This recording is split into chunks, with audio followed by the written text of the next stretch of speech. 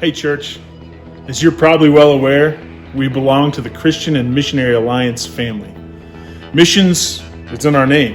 It's who we are, and it's what we do. If you remember in Matthew 28, Jesus gives his followers one final command: to go and make disciples of all nations. The Alliance takes this command seriously.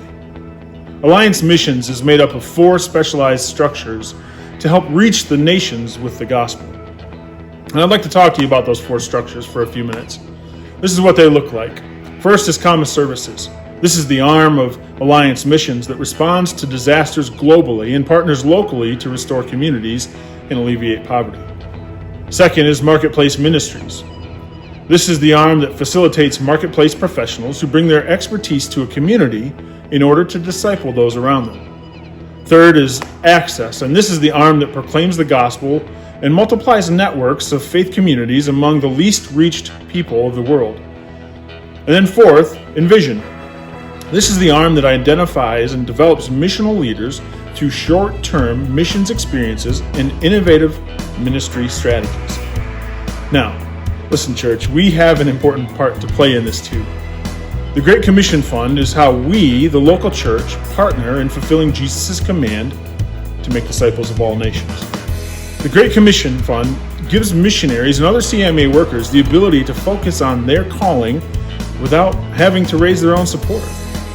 When we pour into the Great Commission Fund, the missionaries we support who are going to the nations can pour the gospel into those nations in order to fulfill the Great Commission. Now, the Great Commission Fund supports a whole bunch of different things. It supports missionaries and their families overseas. It supports workers in ethnic communities across the United States. It supports new church communities in nearly 60 countries and the United States. It supports creative access workers in places where traditional missionaries can't go. It supports training for local church leaders. It supports discipleship ministries and evangelism training to empower lay leaders. It supports medical ministries, including care for people with HIV and AIDS.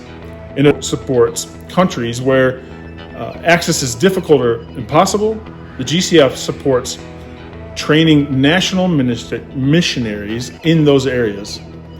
Now, there's a couple different ways we can be involved with the Great Commission Fund. We can give to the general fund, and this helps to cover all 4 of these specialized structures.